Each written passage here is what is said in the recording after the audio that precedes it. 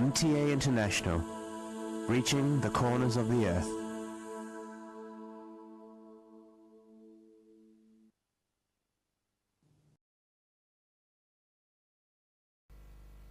صلی علی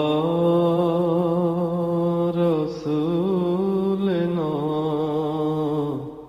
صلی علی محمد صلی علی نبینا صلی علی محمد صلی علی کریمنا صلی علی محمد صلی علی حبیبنا صلی علی محمد صلی علی امامنا صلی علی محمد صلی علی نبینا صلی علی محمد صلی علی رسولنا صلی علی محمد صلی علی شفیعنا صلی علی محمد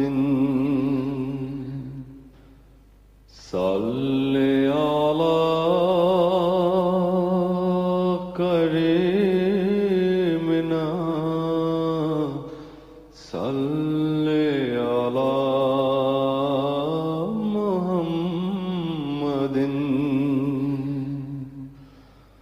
صلی علی حبیبنا صلی علی محمد صلی علی امامنا صلی علی محمد صلی علی رحیمنا صلی علی محمد صلی علی نبینا صلی علی محمد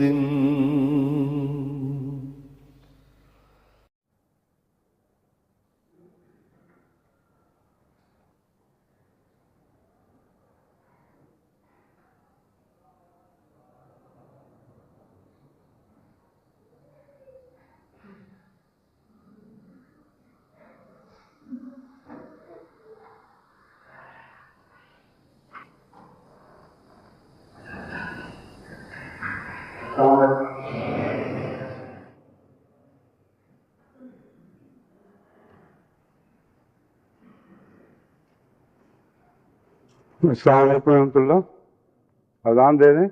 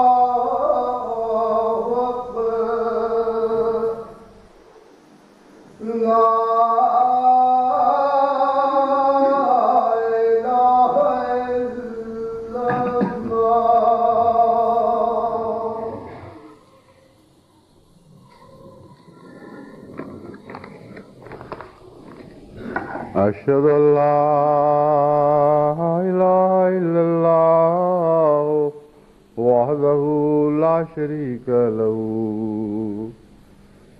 وأشهد أن محمدا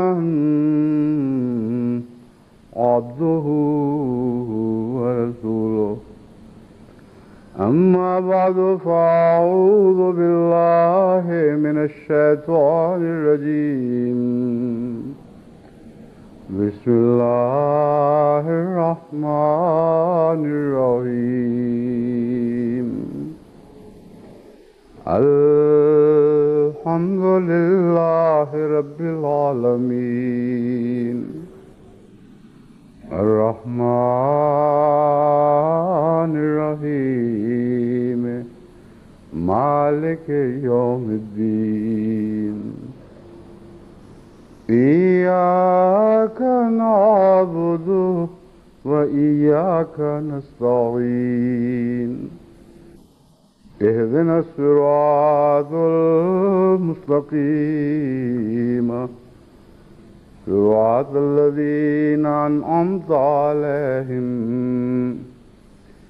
غير المغضوب عليهم ولا الضالين.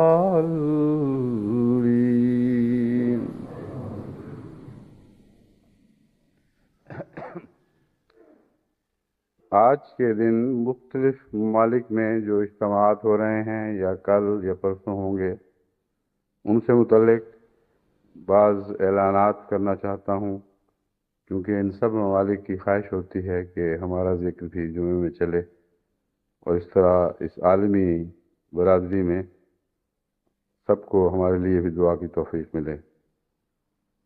मलेशिया का जलसा सालाना अल्लाह के फजल के साथ आज 5 अगस्त से शुरू हो रहा है। 3 दिन तक जारी रहकर 7 अगस्त को इख्तिताम पजीर होगा। लजना इमाइल्ला गयाना का जलसा सालाना 7 अगस्त रोज इतवार को मुनक़िद होगा। आज 5 अगस्त को मजलिस खुदावंद अहमदिया हल्का त्रिगड़ी ज़िला गुजरांवाले का तीसरा सालाना इज्तिमा मुनक़िद हो रहा है। मजलिस खुदावंद अहमदिया व तवाबुल अहमदिया मिसिसागा ईस्ट का यानी कनाडा एक रोज़ा सालाना इज्तिमा कल 6 अगस्त को मुनक़िद हो रहा है। इसी तरह खुदावंद अहमदिया मार्कहेम का सालाना इज्तिमा भी कल मुनक़िद होगा। मजलिस खुदावंद अहमदिया वेस्टर्न कनाडा का 2 रोज़ा सालाना इज्तिमा कल 6 अगस्त से शुरू हो रहा है और 7 अगस्त बरोज़ इख्तिताम पजीर होगा। जलसा सालाना यूके अल्लाह ताला के फजल के साथ एक गैर मामूली शान का जलसा साबित हुआ। अल्लाह के फजलों को हम हमेशा बरसता देखते हैं, लेकिन उन फजलों में भी बाज़ दफ़ा अचानक यूँ लगता है जैसे गैर मामूली तेज़ी पैदा हो गई है और तवक्को से बढ़कर अल्लाह के फजलों की बरसात होती है। जलसा सालाना जिस सूरत हाल में इख्तिताम पजीर हुआ, इसमें किसी इंसानी हिकमत और किसी मनसूबा बंदी का कोई अदना सा भी दखल नहीं था। लोगों ने बाद में मुझसे पूछा कि ये क्या हुआ। मैंने कहा मुझे तो लगता था कि अचानक बारिश शुरू हो गई है। हालांकि बारिश पहले भी हो रही थी, लेकिन बाज़ दफ़ा बारिश में भी इस कदर ज़ोर पैदा हो जाता है कि लगता है कि अब बारिश शुरू हुई है। ये खुदा ताला ने जमात अहमदिया के आलमी इज्तिमा का एक नज़ारा दिखाना था दुश्मन को और बताना था कि एक ही उम्मत वाहिदा है इस वक्त, जो हकीकत में हज़रत मोहम्मद मुस्तफ़ा सल्लल्लाहु अलैहि वसल्लम की तरफ मंसूब होने का हक़ रखती है। वो जमात अहमदिया है जो खिलाफत के ज़रिए एक हाथ पर इस तरह इकट्ठी हो गई है कि एक जिस्म के टुकड़ों की तरह सारी दुनिया की जमात बन चुकी है। और किस तरह बेसाख्तगी के साथ जगह जगह से बेकरार फ़ोन आने लगे, हमारा भी जिक्र करो, हमारा भी जिक्र करो, हमारा भी जिक्र करो। मशरिक़ से मगरिब, शिमाल से जनूब, हर तरफ दुनिया के तमाम बाशिंदे मुख्तलिफ मुल्कों से ताल्लुक़ रखने वाले इस एक आलमी जिस्म का एक वजूद का हिस्सा बन चुके थे। हिस्सा तो थे, लेकिन जिस शान से खुदा ने एक वजूद के हिस्से के तौर पर उनको दिखाया है, एक ऐसी कैफियत थी जिसके लिए नशे के सिवा कोई लफ्ज़ मुझे मिलता नहीं। और देर तक नशे की कैफियत रही। मेरी बेटी ने मुझसे पूछा कि अब्बा क्या हाल है। मैंने कहा मैं तो इस पर बता भी नहीं सकता क्या हाल है। उसने कहा मेरा भी यही हाल है, लेकिन बात यह है कि अल्लाह मियाँ ने इतनी ज़्यादा खुशियाँ एक दिन में इकट्ठी कर दी कि उनका पूरी तरह शऊर की ताकत नहीं रही थी। इसलिए मैंने तो फैसला किया है कि बारी बारी एक एक हिस्से को सोच के सारा दिन उसी के मज़े लूँगी। और ये बात बहुत अच्छी थी और मेरे दिल को भी लगी। मैंने भी यही सोचा, यही एक तरीक़ है। जब बहुत ज़्यादा चीज़ें इकट्ठी हो जाएं तो इंसान फिर बाद में तसल्ली से मज़े लेता है। और ये तो ऐसा दिन गुजरा है और जलसा बहैसियत मजमूई अव्वल से आखिर तक कि सारा साल मज़े लेने के लिए सामान इकट्ठे हो गए हैं। और मैं उम्मीद रखता हूँ कि अगले साल इंशाअल्लाह इससे भी ज़्यादा मज़े के सामान पैदा होंगे, क्योंकि हर दफ़ा जो हम कोशिश करते हैं कि बहुत अच्छी बातें पैदा हों, उनसे बढ़कर खुदा ताला कुछ और बातें दिखा देता है, ये बताने के लिए कि तुम्हारे सिर्फ हाथ लग रहे हैं, इस काफ़िले को हरकत अल्लाह दे रहा है। और तुम्हारे हाथ लगवा देता है कि तुम्हें भी महसूस हो कि कुछ तुम्हारा भी हिस्सा पड़ गया।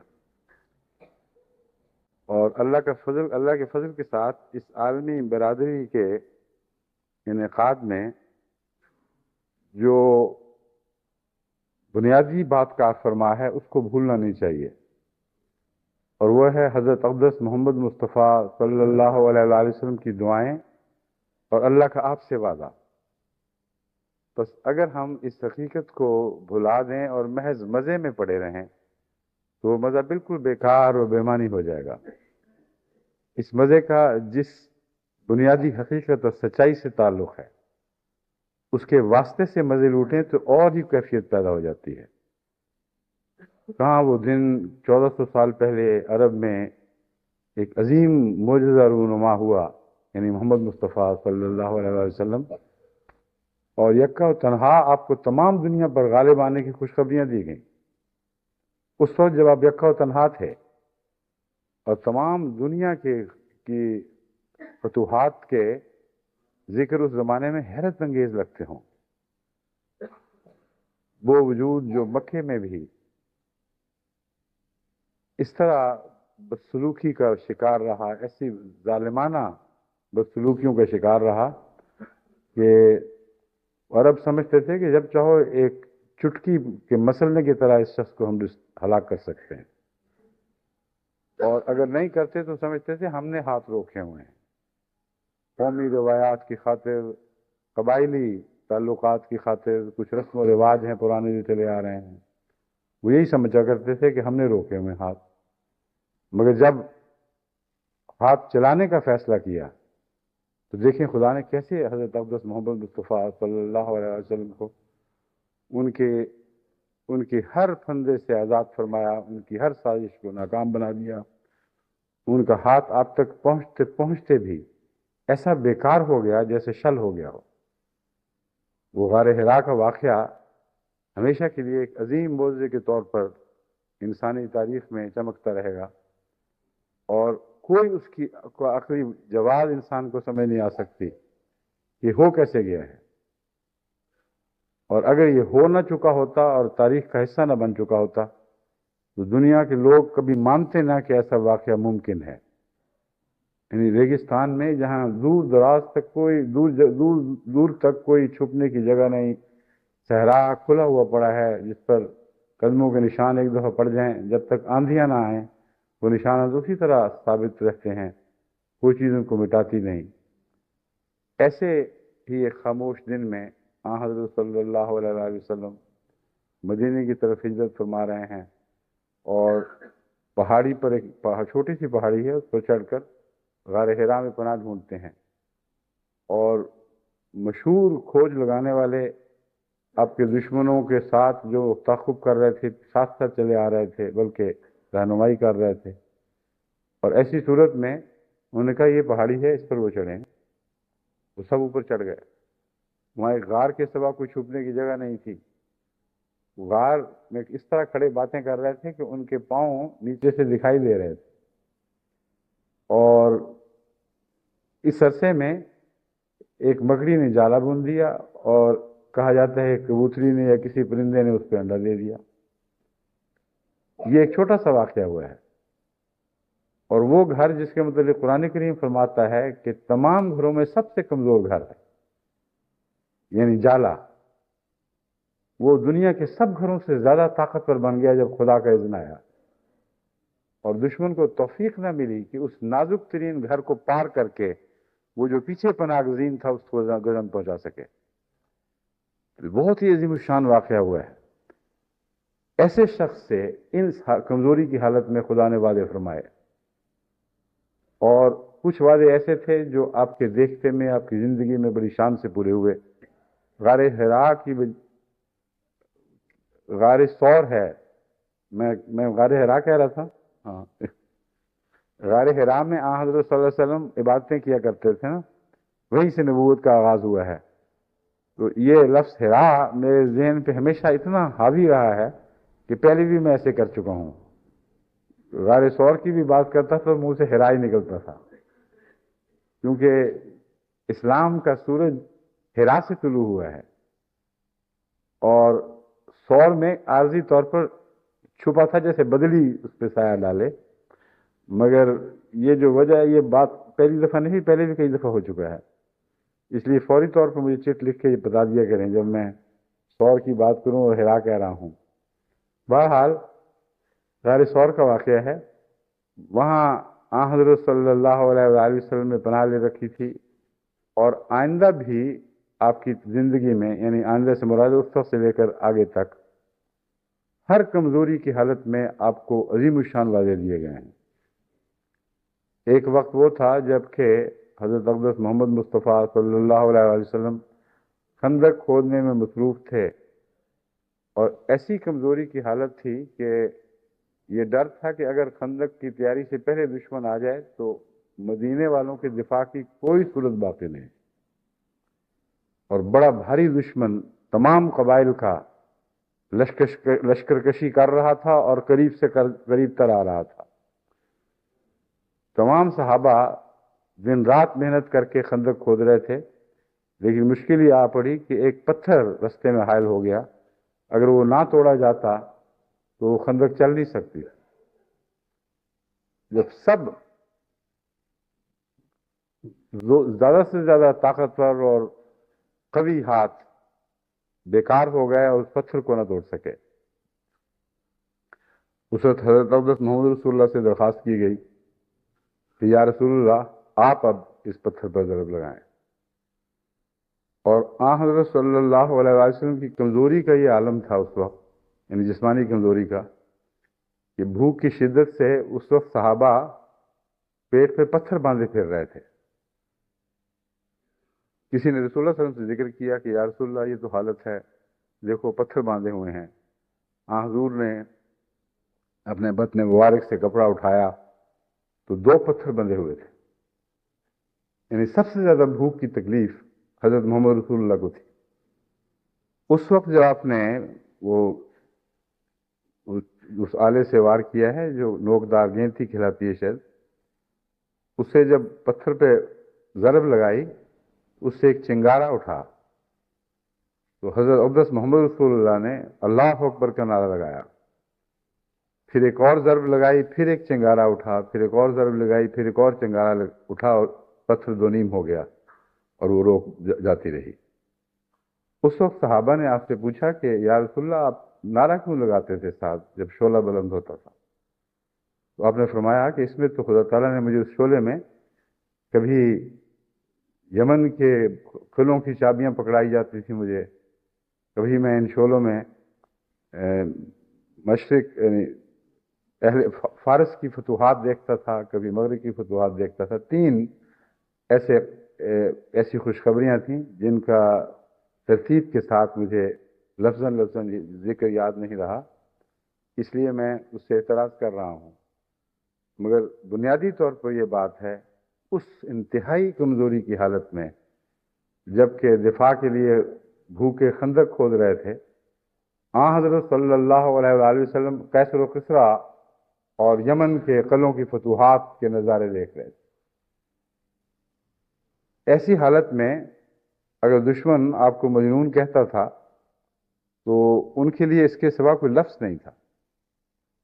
ایسی باتیں یا مجنون کیا کرتے ہیں یا سب سے زیادہ صادق اور سب سے زیادہ باشعور انسان جو اللہ تعالیٰ پر کامل ایمان رکھتے ہیں۔ بس ان کی اندھی آنکھوں نے آن حضرت صلی اللہ علیہ وسلم کا اصلی مقام تو نہیں دیکھا، مگر جو فتویٰ دیا ہے وہ ان 2 کے سوا کسی پر لگ نہیں سکتا۔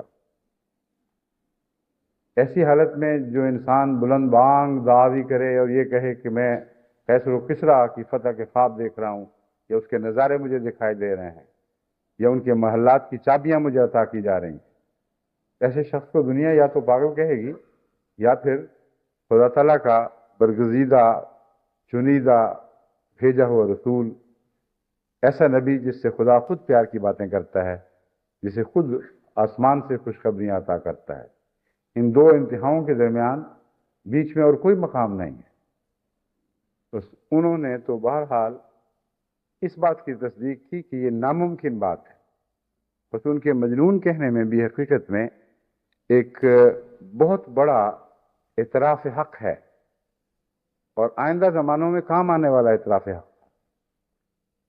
ایسی صورت تھی کہ دنیا والے کی نظر میں وہ باتیں ناممکن تھیں، ایک دیوانے کے خواب سے زیادہ ان باتوں کی کوئی حیثیت نہیں تھی، اور ایک ایک بات اللہ نے ان لوگوں کے دیکھتے میں ان کی زندگیوں میں پوری کر دکھائی۔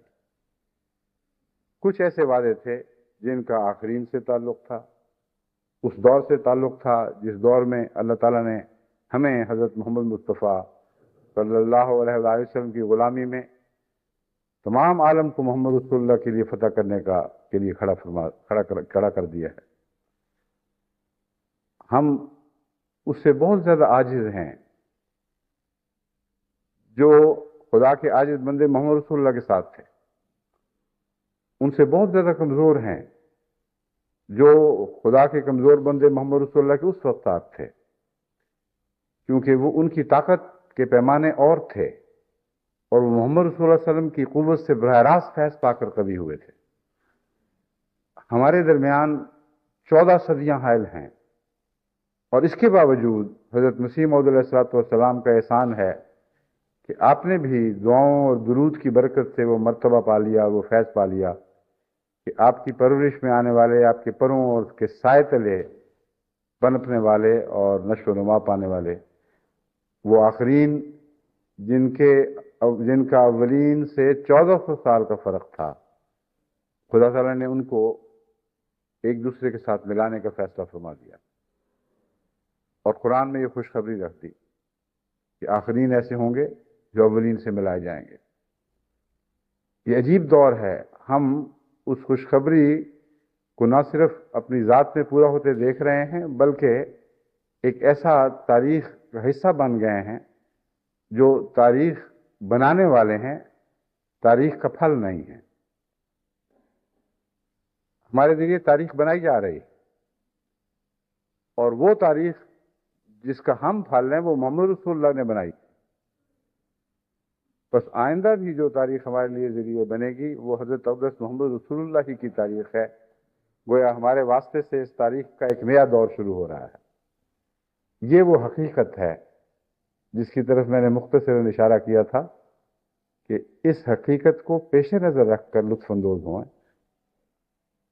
اگر آپ اس حقیقت کو ہمیشہ پیش نظر رکھیں گے تو جتنی بھی آپ کی کامیابیاں ہیں وہ ساری کامیابیاں ایسی سعادتیں نظر آئیں گی جن کے ہم حقدار نہیں تھے، وہ ایسے صحرے نظر آئیں گے جو پہلوں کے سروں پر باندھے جانے کے لائق تھے، انہی کے فیض سے، انہی کی برکت سے ہمارے نصیبوں میں آئے، جبکہ ہم حقیقت میں اس لائق نہیں کہ ان کامیابیوں اور ان صحروں کے حقدار قرار دیے جائیں۔ یہ وہ حقیقت ہے جو میں نے ہمیشہ اپنی ذات میں محسوس کی ہے، ایک ذرہ بھی اس میں مبالغہ نہیں۔ میں اپنے وجود کو، اپنی حقیقت کو جانتا ہوں۔ جماعت احمدیہ کو جو کچھ بھی فیض مل رہا ہے بلا شبہ ایک ذرہ بھی اس میں شک نہیں، نہ آپ آئندہ کبھی کریں، کہ اولین کی دعاؤں اور برکتوں کا فیض ہے جو آخرین میں حضرت مسیح موعود علیہ السلام کے ذریعے جاری ہوا ہے۔ ہر کامیابی ان کی ہے، اور ہمیں ان کامیابیوں میں جو ذریعہ بنایا گیا یہ ہماری سعادت ہے۔ بس سعادت پر شکر گزار ہوں، اور حد سے زیادہ شکر گزار بندے بننے کی کوشش کریں۔ حد سے زیادہ کا لفظ غلط ہے، حد سے زیادہ ہو ہی نہیں سکتا شکر یہاں۔ حد سے زیادہ یہ ہے، مراد میری شاید یہ تھی کہ ہماری جو حدیں تھوڑی چھوٹی چھوٹی حدیں ہیں ان کو پار کرنے کی کوشش کریں۔ شکر اتنا کریں کہ اپنی حدود توڑ دیں، تب بھی شکر کا حق ادا نہیں ہو سکے گا۔ اگر اس صورتحال کو اس حقیقت کے ساتھ جیسے میں بیان کر رہا ہوں سمجھ کر پھر خدا کا شکر ادا کریں گے تو آپ کا لطف کچھ اور قسم کا لطف ہو جائے گا، یہ تماشا بینی نہیں رہے گی۔ اگر اس حقیقت کو بھلا دیں گے تو آپ تماشا بینوں میں شمار ہونے لگیں گے، اور یہی ڈر تھا مجھے جو چند دن لاحق رہا، اور اسی لیے میں نے فیصلہ کیا تھا کہ جمعے پر میں جماعت کو خوب اچھی طرح سمجھا دوں کہ ایسے واقعات جو رونما ہوتے رہے ہیں پہلے بھی اور آئندہ بھی ہوں گے، ان کی لذت کو تماشا بینی کی لذت میں تبدیل نہ ہونے دینا، ورنہ بہت بڑے نقصان کا سودا کر رہے ہوں گے۔ اگر یہ ظاہری ہنگامے، یہ شور، یہ ٹیلی فون کے قصے، یہ ظاہری صورت میں ہی آپ کو لطف دے رہے ہیں، تو یاد رکھیں کہ اس سے بہت زیادہ ہنگامے اور حیرت انگیز جذبات کا زیرو بم ایسے بےہودہ اور ذلیل گانوں کے تعلق میں بھی دکھائی دیتا ہے جن کی کوئی بھی حیثیت نہیں، کوئی بھی حقیقت نہیں، دنیا کے عظیم معاملات سے ان کا دور کا بھی تعلق نہیں۔ پاپ میوزک کا آج کل شور ہے، پاپ سنگر دنیا میں مشہور ہو رہے ہیں. ایسے ایسے پاپ سنگر ہیں جن کے گانوں پر بعض دفعہ 1-1 کروڑ آدمی یا اس سے بھی زیادہ 10-10 لاکھ تو ان کی موجودگی میں ان کی سروں پر پاگل ہو رہا ہوتا ہے. اور ٹیلی ویژن کے ذریعے کروڑ بلکہ کروڑوں ایسے ہوں گے جو دیکھتے ہیں اور سر گھومتے ہیں اور سمجھتے ہیں کہ ان کو عجیب روحانی سرور حاصل ہوا ہے. تو ہم تو ویسے سطحی لوگ نہیں ہو سکتے. یہ جو نظارہ تھا یہ ان نظاروں کے مقابل پر جو آپ ایسے پاپ سنگر کی کامیابی کی صورت میں دیکھتے ہیں، دنیا والوں کی نظر میں کچھ بھی نہیں. وہ کہتے ہیں چند ٹیلی فون کالز آ گئیں تو کیا فرق پڑ گیا. لیکن جس طرح میں آپ کو جس طرح گہرائی کے ساتھ اس کی حقیقت بتا رہا ہوں، تو یہ ایک عجیب نظارہ ہے. ایسا نظارہ جس نے کل عالم کو ایک ہاتھ پہ اکٹھا کیا ہے اور یہیں پر بس نہیں کی، بلکہ اس تمام عالم کو اس اولین کے عالم سے جا ملایا ہے جو 1400 سال پہلے ظہور میں آیا تھا. دیکھیں کتنی عظمت اس واقعہ کی ایک نئی شان کے ساتھ ابھرتی ہے. اور یہ واقعہ صرف زمانے میں نہیں پھیلتا، موجودہ زمانے میں نہیں پھیلتا، بلکہ گزشتہ زمانوں سے پیوستہ ہو جاتا ہے اور یہ سلسلہ پھر آگے بڑھتا چلا جاتا ہے.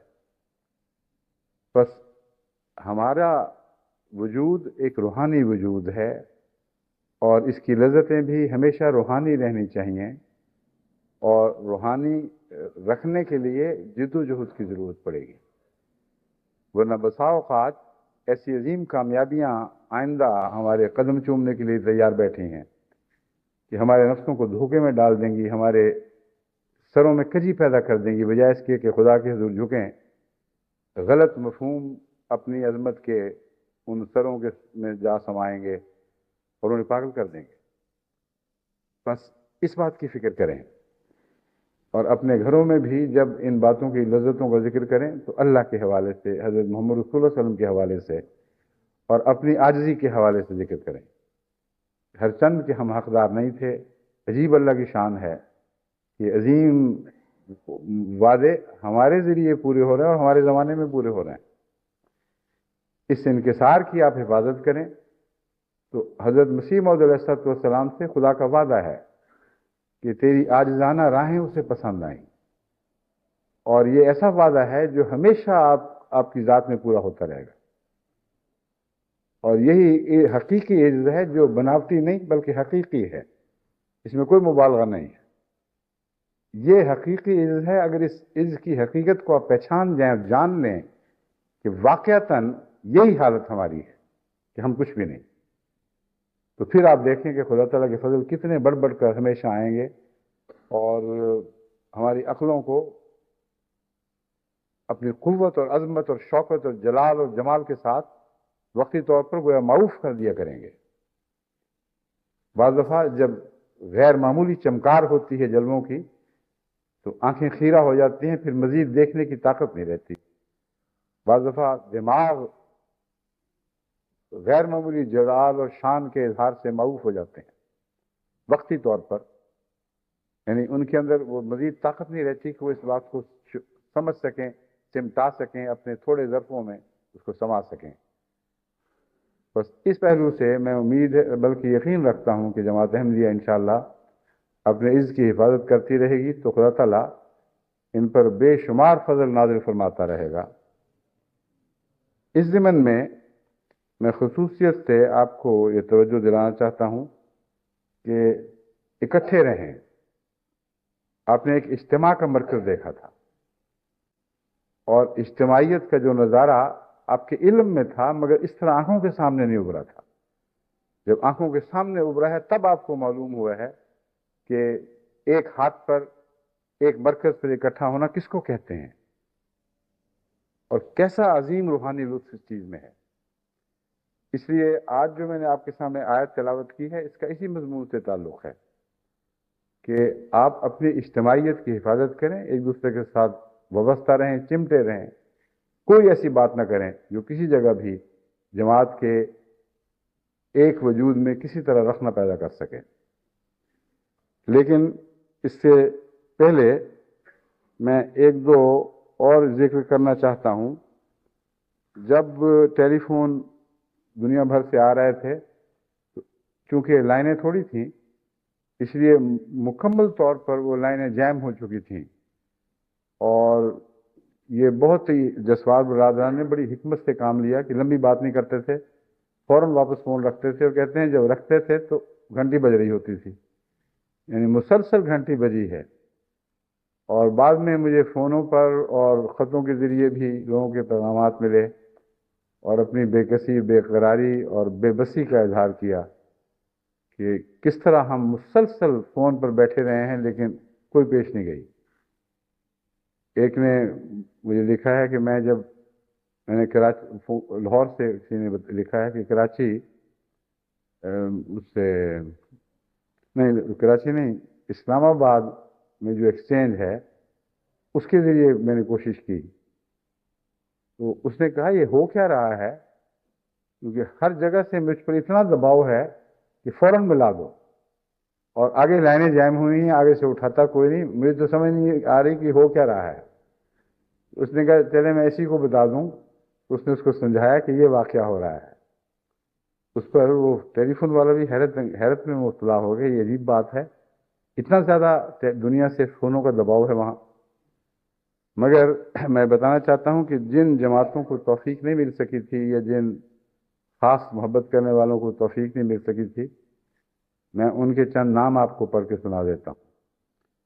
سب سے پہلے تو ناظر صاحب اعلیٰ ربا، وہ کہتے ہیں میں سنتا تھا آپ کا نام، بے قرار ہوتا تھا، آدمی مقرر کیا ہوا تھا، مسلسل بیٹھا ہوا تھا وہ، لیکن کچھ پیش نہیں جا رہی تھی، فون ہوتا ہی نہیں تھا، یہ ہوتا تھا تو انگیج ہوتا تھا۔ دوسرے ناظر صاحب اصلاح ارشاد کا ربا سے فون آیا، یہی پیغام ملا ہے۔ ہمارے منگلہ صاحب پرائیویٹ سیکرٹری صاحب کا بھی یہی پیغام ملا ہے۔ صدر صاحبہ لجنہ امار اللہ حضرت متین کا بھی اسی طرح بے قراری کا پیغام ملا ہے۔ جماعت احمدیہ سیرا لیون کی طرف سے پیغام ملا ہے کہ ہم تو مسلسل کوشش کر رہے تھے لیکن آپ تک بات نہیں پہنچ رہی تھی۔ ضیاء اللہ مبشر ریجنل صدر ٹوکیو ریجن، جاپان کا ذکر تو آ گیا تھا، مگر یہ کہتے ہیں میں اپنے ریجن کی طرف سے بھی کوشش کر رہا تھا۔ جماعت احمدیہ العین اور بوریمی سلطنت عمان، ان کا بھی اسی طرح کا اظہار ہے۔ حیدرآباد سندھ کی طرف سے، اور فضل عمر ہسپتال کے ایڈمنسٹریٹر صاحب کی طرف سے، سید سجاد احمد اور سید طاہر احمد کوماکی جاپان سے، اور میری ہمشیرہ عزیزہ امت الباسط کی طرف سے بھی فیکس تفصیلی ملی ہے کہ بہت برا حال رہا، ہم تو فون کر کر کے تھک گئے، کوئی پیش نہیں جاتی تھی۔ منصور احمد مبلغ سلسلہ تاشقند، ناصر احمد خان صاحب فرانس، بورڈو فرانس، سیف الحق صاحب اور ملک لطیف خالد صاحب اوبر ہاؤزن جرمنی سے تو کئی فون آئے تھے مگر یہ ایک صرف نام لکھا ہوا ہے یہاں۔ محمد رافع قریشی صاحب بیلجیم، ملک سجاد صاحب وفریہ احمد صاحب کینیڈا، اور کینیڈا سے میں نے ملک لال خان صاحب کا نام تو اس وقت سنایا تھا، مگر ان کا مجھے فیکس ملا ہے کہ وہ آپ کو ٹیلی پیتھک رابطے سے میرا نام ملا ہوگا، کیونکہ میرا فون نہیں مل سکا۔ تو ان سے میری ٹیلی پیتھک چلتی ہے۔ کئی دفعہ ایسا ہوا جب جاپان ہوا کرتے تھے تو میں ان کو، ہم نے تجربہ کیا تھا ٹیلی پیتھی کا، پرانے زمانے کی بات کر رہا ہوں، تو اس وقت ٹیلی پیتھی کے ذریعے میں ان کو بعض پیغام دیا کرتا تھا، ان کی طرف سے بعد میں فون آ کر کنفرمیشن ہو جاتی تھی کہ ہاں آپ نے فلاں وقت مجھے یاد کیا تھا، میں کہتا تھا ہاں کیا۔ تو اس طرح چلتا تھا، تو چنانچہ انہوں نے مذاق میں وہی بات لکھی ہے کہ آپ میرا فون تو آپ کو نہیں ملا، پھر آپ نے جو ذکر کیا وہ ٹیلی پیتھک فون ملا ہوگا۔ شیخ الطاف الرحمان صاحب سویڈن، زیڈ اے پونتو صاحب انڈونیشیا، رفیع جنرل سیکرٹری صاحب نیو یارک جماعت، اور راشدہ فیضی صاحبہ یہ نارتھ کیرولینا سے، پیغام تو بہت سے ہیں اور اب آتے بھی رہیں گے، مگر اب زیادہ ہمارے پاس گنجائش نہیں ہے، اسی پر اکتفا کرتا ہوں۔ تو میں بتا یہ رہا تھا کہ جو سب سے زیادہ لطف اس جلسے پہ آیا ہے وہ اجتماعیت کے ایک ایسے نظارے سے آیا ہوا ہے جو آسمان سے اترا تھا، اس میں زمینی کوششوں کا کوئی دخل نہیں تھا، اور بتایا جا رہا تھا کہ یہ عالمی جماعت ہے جو حضرت اقدس محمد مصطفیٰ صلی اللہ علیہ وآلہ وسلم کے ہاتھ پر کل عالم کو اکٹھا کرنے کے لیے بنائی جا رہی ہے۔ اس طرح تم ایک وجود بن رہے ہو۔ اس ایک وجود کی حفاظت کی خاطر میں آج آپ کو قرآنی آیات کے حوالے سے وہ نصیحت کرتا ہوں، ان قرآنی آیات کے حوالے سے نصیحت کرتا ہوں جن کی تلاوت میں نے کی ہے۔ سورہ آل عمران آیات 103 سے 106۔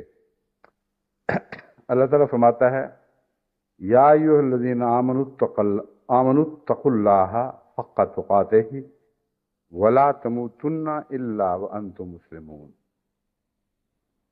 اے مومنوں، اے وہ لوگ جو ایمان لائے ہو، اللہ کا تقوی اختیار کرو جیسا کہ تقوی کا حق ہے۔ اور تقوی کا حق کیا ہے؟ وَلَا تَمُوتُنَّ إِلَّا وَأَنْتُمْ مُسْلِمُونَ، کہ مرنا نہیں ہے سوائے اس کے کہ تم مسلمان ہو۔ اب اس کا مطلب یہ ہے کہ ہر لحظہ مسلمان رہو، کیونکہ موت کی نہ ہمیں خبر نہ ہمارا اختیار، اور تقوی کا حق ادا کرنا اتنا مشکل کام ہے کہ زندگی کے ہر لمحہ جب بھی موت آئے انسان خدا کے حضور مسلمان لکھا ہو۔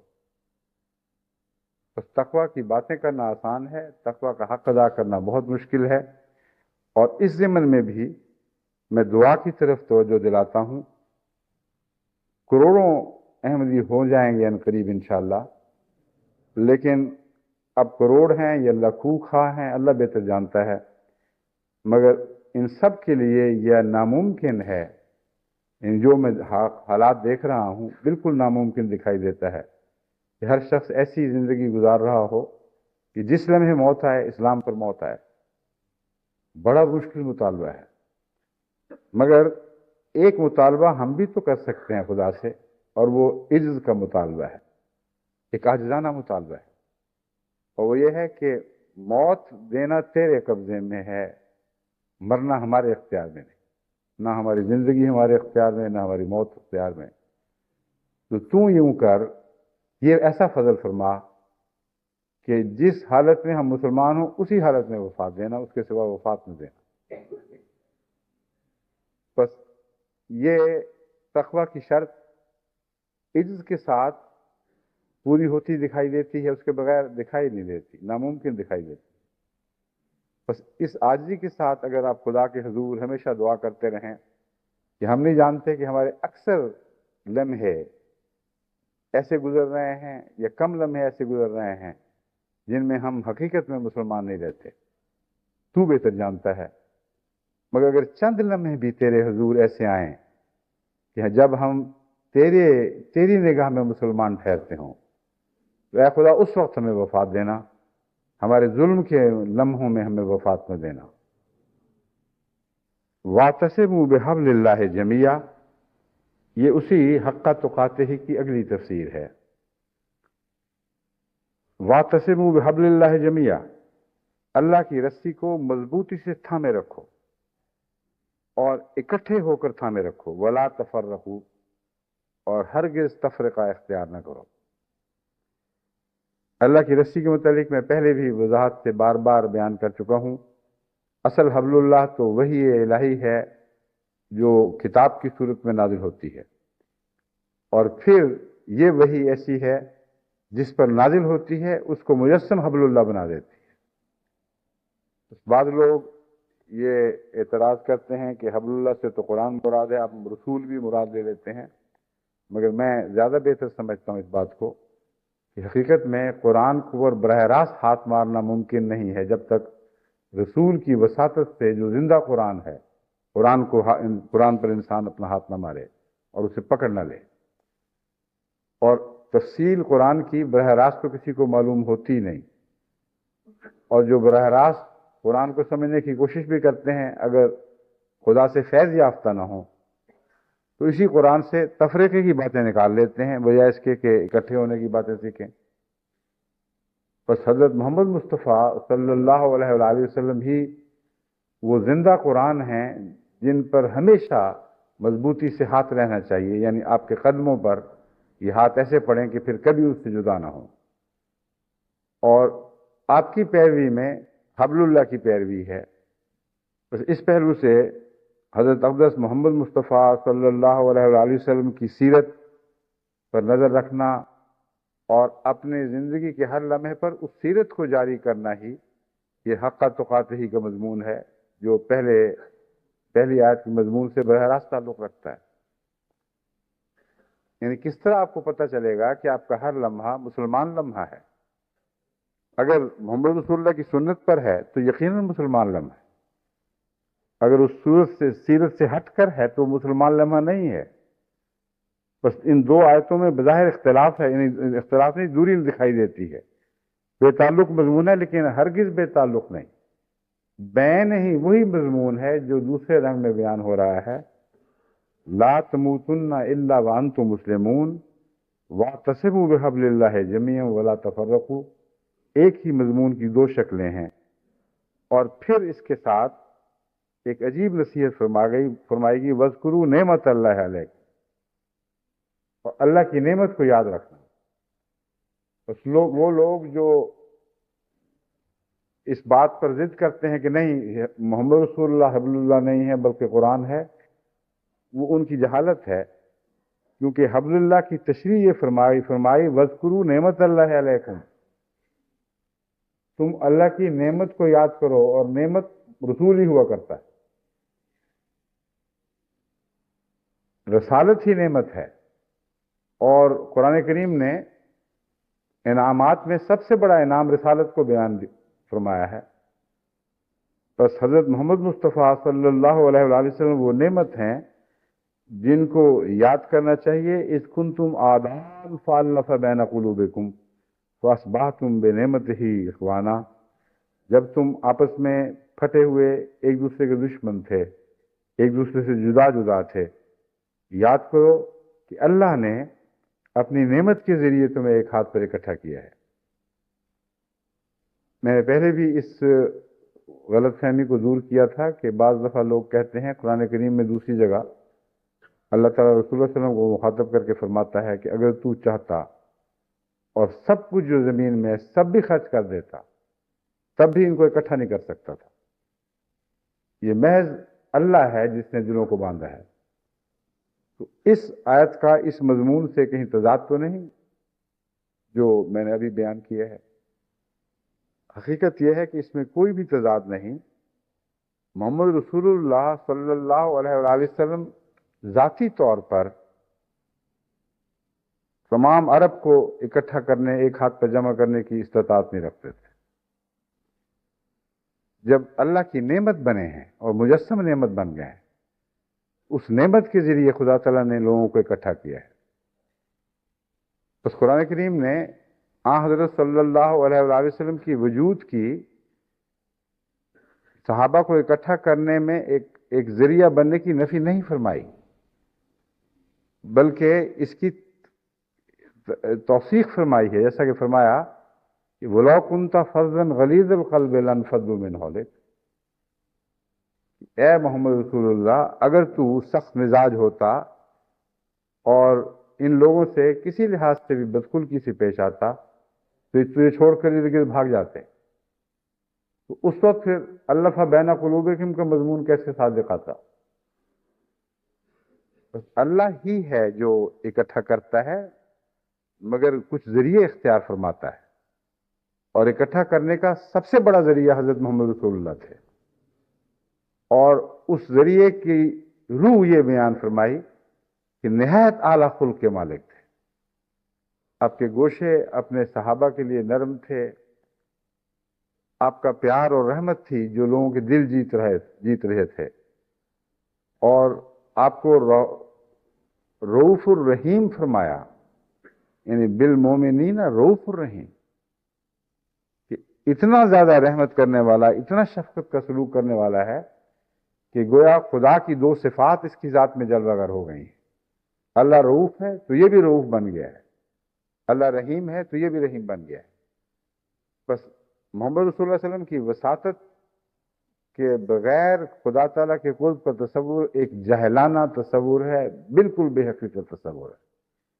اہل قرآن سے بڑھ کر اس دنیا میں کوئی جاہل نہیں ہے جو مسلمان کہلا کر بھی حضرت اقدس محمد رسول اللہ صلی اللہ علیہ وآلہ وسلم سے بے نیازی کی باتیں کرتے ہیں۔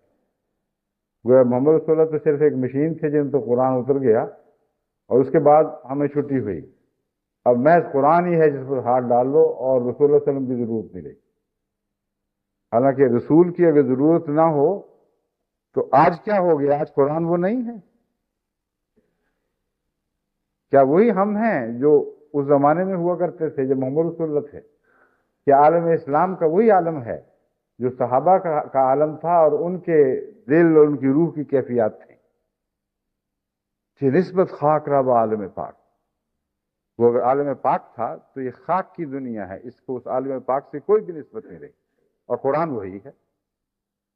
بس اہل قرآن کو جھوٹا کرنے کے لیے اس سے بڑی اور کوئی کیا دلیل ہو سکتی ہے کہ قرآن تو اسی طرح ہے، ایک ذرہ بھی اس میں تبدیلی نہیں ہوئی، اور تم اہل قرآن بن کر تمام سعادتیں محض اس کتاب سے محمد رسول اللہ کے وساطت کے بغیر حاصل کرنے کی کوشش کرتے اور اس کے دعوے دار ہو، تو کچھ کر کے دکھا دو۔ کیا تم دنیا میں انقلاب برپا کیا ہے؟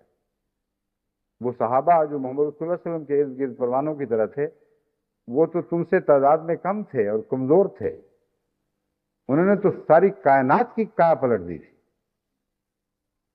تمام ماحول انقلاب کا ماحول بنا دیا تھا۔ تم آج اسی طرح باتیں کرتے ہو، قرآن کے ساتھ تعلق کی جھوٹ ہے، اور تعلق تو حقیقت میں دماغ سے نہیں دل سے ہوا کرتے ہیں، اور دل کے تعلق میں محبت کے تقاضے ہیں جو پورے کرنے پڑتے ہیں، اور محمد مصطفیٰ صلی اللہ علیہ وآلہ وسلم سے بھی کوئی تعلق فرضی نہیں ہو سکتا جب تک قلبی نہ ہو، اور قلبی تعلق ہی ہے جو انسان کی کایا پلٹتا ہے۔ تو یہ مضمون ہے الف بین قلوبکم میں قلب کی باتیں ہو رہی ہیں، دماغ کی باتیں کہاں ہو رہی ہیں؟ اللہ تعالیٰ یہ نہیں کہتا کہ تمہیں خوب سمجھا دیا ہم نے، اب بات سمجھ لو اور اس پر قائم ہو جاؤ، فرماتا ہے ہم نے دلوں کو باندھا ہے۔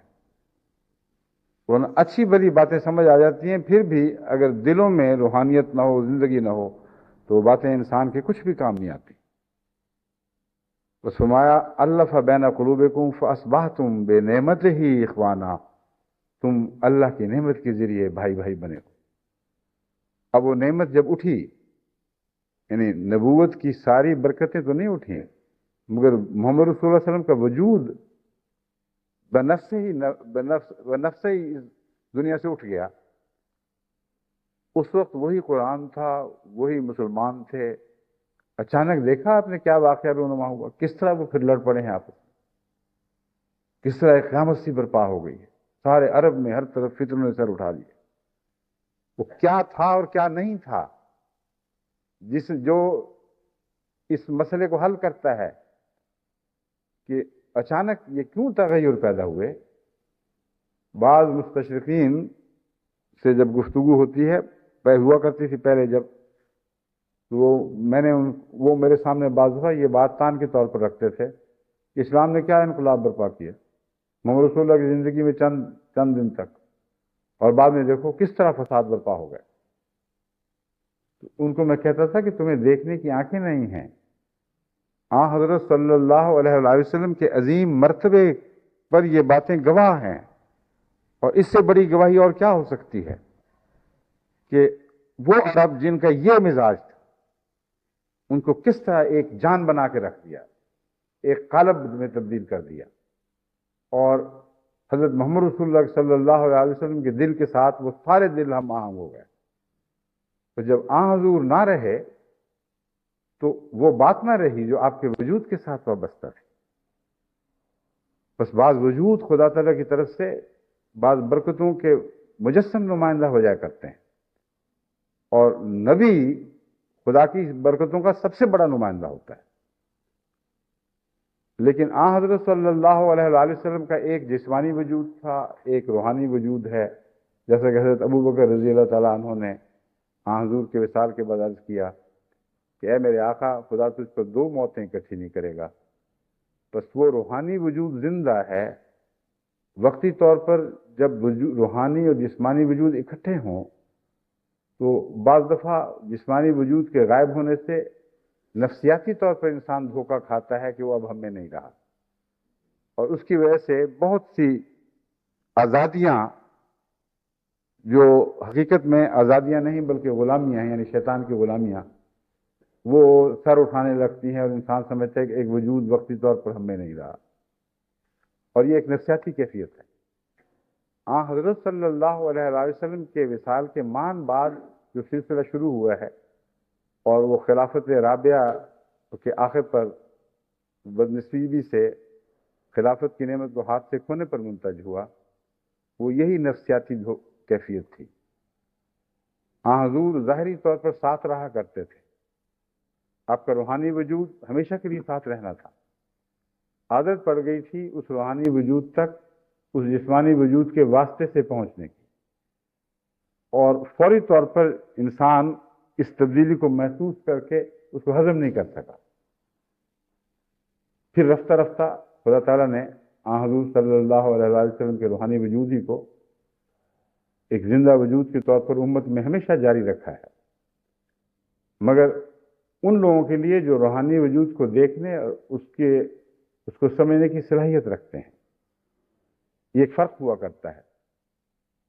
وجود تو روحانی ہی ہے، جسمانی وجود تو اس کا ایک پیکر ہے جس نے اس کو اٹھایا ہوا ہے، مگر عام طور پر غبی سے غبی دماغ بھی جسمانی وجود کو دیکھ کر متاثر ہو جاتا ہے، اور ذہین انسان ہے جو اس کے اندر کے روحانی وجود پر نظر رکھتا ہے. اور جب وقتی طور پر جسمانی وجود کو الگ کیا جائے تو یوں معلوم ہوتا ہے کہ کھلی چھٹی مل گئی ہے، جو چاہو کرتے پھرو. یہی کیفیت ہے جو اسلام کی رسول اللہ علیہ وسلم کے وصال کے بعد کی ابتدائی تاریخ میں رونما ہوئی. اور ہم نے اپنے دور میں اس کو اسی طرح دیکھا ہے. جب میں ربوہ سے روانہ ہوا، یعنی اس عارضی ہجرت میں، تو فوری طور پر ربوہ کے ان لوگوں کا یہی رد عمل تھا جو میرے وہاں رہنے کے روب کی وجہ سے ٹھیک رہتے، اور بعد میں کئی قسم کی شرارتیں شروع کر دی، کئی قسم کے فتنوں نے سر اٹھا لیا. لوگ مجھے لکھتے تھے کہ اوہو یہ کیا ہو گیا، اب تو آپ آ گئے ہیں اور حکومت نے ان لوگوں کو شادی ہے، منافقوں کی سرپرستی کر رہی ہے، پیٹ ٹھونک رہی ہے، اور لگتا ہے کہ سب ہاتھ سے نکل جائیں گے. میں ان کو ہمیشہ یہ لکھتا رہا کہ آپ کو وہم ہے، نہیں نکلیں گے ہاتھ سے. وقتی طور پر ایک دھوکہ ہے ان کا، اور پھر صحیح صورتحال پر واپس آ جائیں گے، اور وہ جو رشتہ بندھے گا وہ دائمی ہے، وہ نہیں کاٹا جائے گا، کیونکہ وہ ابتلا میں ثابت قدم رہنے والا رشتہ ہے.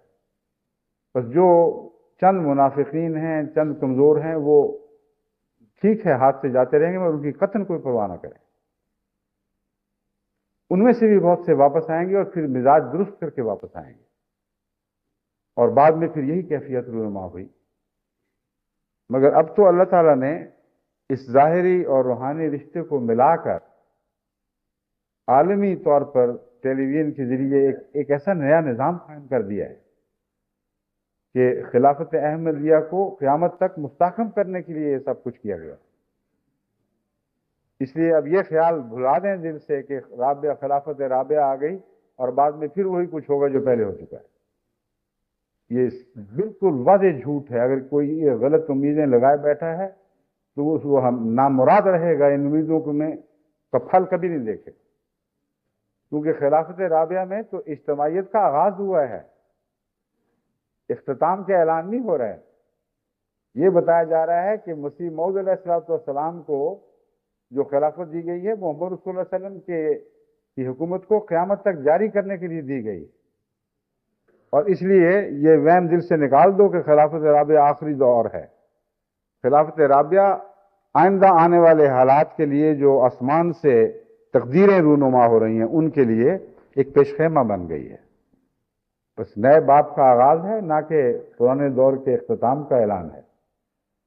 بس یہ جو آپ نے کیفیتیں دیکھی ہیں اور اس سے لطف اندوز ہوئے، ان سب باتوں کو اس سارے پس منظر میں سمجھیں، اس کی کیفیت کو، کیفیات کو اپنے دلوں میں، اپنے خون میں، اپنے مزاج میں داخل کر دیں اور ساری زندگی آپ کی سرور کی زندگی بن جائے گی۔ بس وہ خدا کا احسان کہ آپ کو اکٹھے کر دیا، آج یہ دوہری صورت میں اکٹھا ظاہر ہوا ہے۔ اور اس آیت کے حوالے سے میں بتاتا ہوں کہ محمد رسول اللہ کی برکت سے ہوا ہے۔ کنتم بنعمت ہی اخوانا، فاصبحتم بنعمت ہی اخوانا، محمد رسول اللہ کی نعمت سے تم جیسے کل بھائی بنائے گئے تھے، آج پھر بھائی بنائے گئے۔ لیکن خدا کی قسم اب جو بنائے گئے ہو انشاءاللہ قیامت تک بنائے رکھے گا اللہ تعالیٰ تمہیں، اگر تم انکساری کے ساتھ اور خدا تعالیٰ کی نعمت کا شکر ادا کرتے ہوئے زندگیاں بسر کرو گے تو اس نعمت کو کوئی تم سے چھین نہیں سکے گا۔ اور یہی اللہ تعالیٰ کی طرف سے ہمیں توجہ دلائی گئی ہے۔ فذکروا نعمت اللہ کے بعد اللہ تعالیٰ فرماتا ہے کہ یہ اس لیے ہے کہ تم خدا کے شکر گزار بندے بنو۔ وَكُنْتُمْ عَلَى شَفَا حُفْرَةٍ مِّنَ النَّارِ فَأَنْقَذَكُم مِّنْهَا، تم تو آگ کے کنارے پر کھڑے تھے، اللہ نے اس کنارے سے تمہیں بچا لیا۔ كَذَلِكَ يُبَيِّنُ اللَّهُ لَكُمْ آيَاتِهِ لَعَلَّكُمْ تَهْتَدُونَ، دیکھو اس طرح اللہ تعالیٰ اپنے نشانات تم پر کھول کھول کر بیان فرماتا ہے، ان کی حقیقتیں بیان فرماتا ہے، ان کا فلسفہ تم پر روشن فرماتا ہے تاکہ تم ہدایت پاؤ۔ وَلْتَكُن مِّنكُمْ أُمَّةٌ يَدْعُونَ إِلَى الْخَيْرِ وَيَأْمُرُونَ بِالْمَعْرُوفِ وَيَنْهَوْنَ عَنِ الْمُنكَرِ وَأُولَٰئِكَ هُمُ الْمُفْلِحُونَ، کہ تم میں اب ہمیشہ ایک ایسی امت قائم رہنی چاہیے، يَدْعُونَ إِلَى الْخَيْرِ، جو بھلائیوں کی طرف بلاتی رہے، نیکی کی طرف بلائے، وَيَأْمُرُونَ بِالْمَعْرُوفِ، اور معروف چیزوں، یامرون بالمعروف، معروف چیزوں کو حکم دے، وَيَنْهَوْنَ عَنِ الْمُنكَرِ، اور بری باتوں سے روکتی رہے، وَأُولَٰئِكَ هُمُ الْمُفْلِحُونَ، یہی وہ لوگ ہیں جو فلاح پانے والے ہیں، یعنی کامیابی حاصل کرنے والے ہیں۔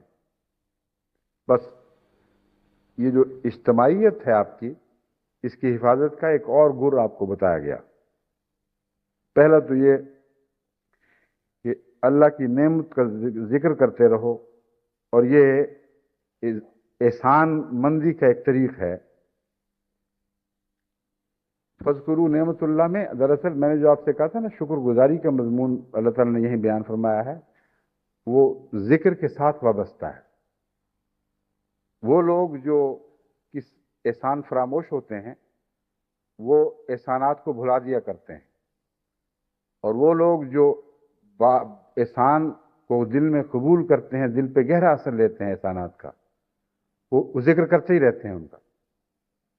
بعض دفعہ ایک چھوٹی سی بات بھی ایک انسان کسی احسان مند انسان کے ساتھ کر دے حسن سلوک کی، تو اتنا ذکر کرتا ہے کہ احسان، جس سے احسان واقعہ ہو گیا وہ بیچارہ مصیبت میں پڑ جاتا ہے، وہ شرمندگی سے روکتا ہے اس کو، خدا کے لیے بس کرو، کچھ بھی نہیں، چھوٹی سی بات تھی، مگر وہ چھوڑتا ہی نہیں۔ اتنا بڑا احسان یعنی محمد رسول اللہ، ان کے ذکر کو کیسے چھوڑو گے؟ بس ذکر میں احساس شکر داخل ہے، کثرت کے ساتھ اس احسان کا ذکر کیا کرو تاکہ تم شکر گزار بندے بنو، اور اگر شکر گزار بندے بنو گے تو اللہ تعالیٰ تم پر بکثرت اور احسان فرمائے گا۔ اور دوسرا ایک ذریعہ اس نیکی کی حفاظت، اس نعمت کی حفاظت کا یہ بیان فرمایا ہے، وَلْتَكُن مِّنكُمْ أُمَّةٌ يَدْعُونَ إِلَى الْخَيْرِ، تم میں ہمیشہ کچھ لوگ اس بات پر وقف رہنے چاہیے کہ بھلائی کی طرف بلاتے رہیں، کوئی مانے نہ مانے، کوئی اثر قبول کرے یا نہ کرے، بلاتے ہی رہیں۔ یامرون بالمعروف وینہون عن المنکر، اچھی باتوں کا حکم دیں، یعنی یامر سے مراد جبر کا حکم نہیں ہے بلکہ تاکیدی نصیحت مراد ہے۔ تاکیدی طور پر اچھی باتوں کی نصیحت کرتے رہیں اور بری باتوں سے روکتے رہیں۔ وَأُولَٰئِكَ هُمُ الْمُفْلِحُونَ، یہی وہ لوگ ہیں جو کامیاب ہوں گے۔ بس کامیابی کا سہرا قوم کے اس حصے کے سر پر باندھا گیا ہے جو لوگوں کو نیک نصیحت کرتا ہے اور بری باتوں سے روکتا ہے۔ بس آپ اگر اس کامیابی میں اول شریک ہونا چاہتے ہیں، وہ کامیابی جو خدا نے آپ کے لیے مقدر فرما دی ہے، تو وہ اول حصہ بنے۔ جن کے متعلق خدا نے فرمایا ہے کہ اگر تم نصیحت کرنے والے بنو گے، برائیوں سے روکنے والے بنو گے، تو در حقیقت تم کامیاب ہوگے، کیونکہ تمہاری وجہ سے قوم ہلاکت سے بچائی جائے گی۔ پھر فرمایا وَلَا تَكُونُوا كَالَّذِينَ تَفَرَّقُوا وَاخْتَلَفُوا مِن بَعْدِ مَا جَاءَهُمُ الْبَيِّنَاتُ، دیکھو ایسے نہ بن جانا کہ جو وہ لوگ جو پھٹ گئے، آپس میں ایک دوسرے سے جدا جدا ہو گئے، وَاخْتَلَفُوا مِن بَعْدِ مَا جَاءَهُمُ الْبَيِّنَاتُ، اور اختلاف کر بیٹھے باوجود اس کے کہ ان کے پاس کھلے کھلے روشن نشان آ چکے تھے۔ یہ کون لوگ ہیں؟ اولین کے بعد آنے والے لوگ ہیں، اور یہاں براہ راست وہ آخرین مخاطب ہیں جن کو خدا نے دوبارہ محمد رسول اللہ کی نعمت کے ذریعے ایک ہاتھ پر اکٹھا فرمایا ہے۔ اس مضمون کی ترتیب کو دیکھیں کیسی واضح ہے۔ فرمایا ہے دیکھو تمہیں ہم نے دوبارہ اکٹھا کیا ہے، اسی ایک رسول کے ہاتھ پر دوبارہ اکٹھا کیا ہے، اسی کی نعمت کے طفیل، اسی کے احسان کے تابع تم اکٹھے ہوئے ہو۔ اب پھر وہ حرکت نہ کرنا جو محمد رسول اللہ علیہ وسلم کے وصال کے کچھ عرصے کے بعد ظاہر ہوئی، اور قوم پھٹ گئی اور مختلف فرقوں میں تبدیل ہو گئی، اور ان کے دل بھی جدا جدا ہو گئے، ان کے دماغ بھی جدا جدا ہو گئے۔ فرمایا اگر تم ایسا کرو گے تو یاد رکھنا یہ وہ لوگ ہیں لہم عذاب عظیم، ان کے لیے بہت بڑا عذاب مقدر ہے۔ بس اللہ تعالی ہمیں اس نئے دور کے فیض کو اپنے وجودوں میں ہمیشہ زندہ رکھنے کی توفیق عطا فرمائے، جو دراصل پرانے دور ہی کا ایک فیض ہے جو نئے پیمانوں میں آیا ہے۔ کہتے ہیں پرانی شراب نئی بوتلوں میں، یہ شراب طہور وہی ہے جو محمد رسول اللہ پر عطا ہوئی تھی، یہ فضلوں کی وہی بارش ہے جو آپ پر برسی تھی۔ ہاں نئے پیمانوں میں اب یہ بٹ رہی ہے۔ اللہ تعالیٰ ہمیں اسے اسی طرح پاک و صاف رکھتے ہوئے بغیر کسی ملونی کے تمام دنیا میں تقسیم کرنے کی توفیق عطا فرمائے، خود بھی ہم اس شراب کے نشے میں سرشار رہیں اور دنیا کو بھی سرشار کرتے چلے جائیں۔ اللہ ہمیں اس کی توفیق عطا فرمائے۔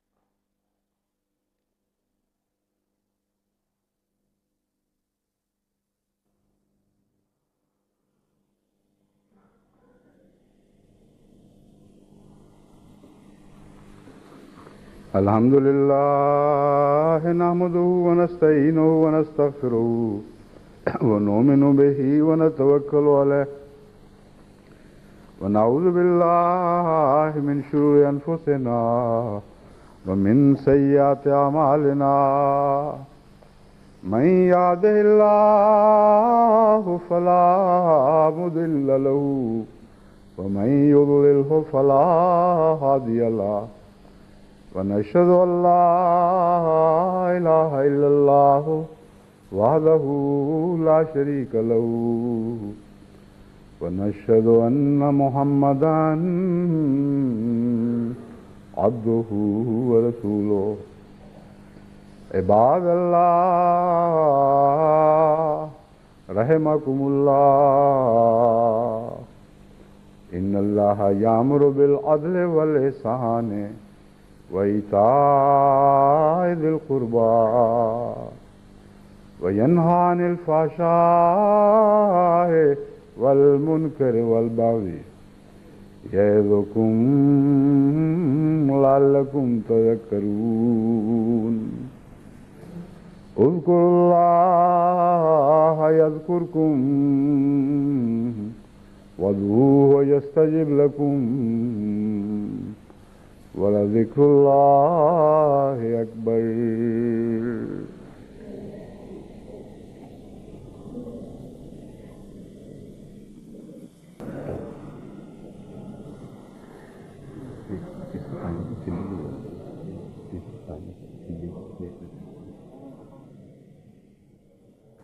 ما كان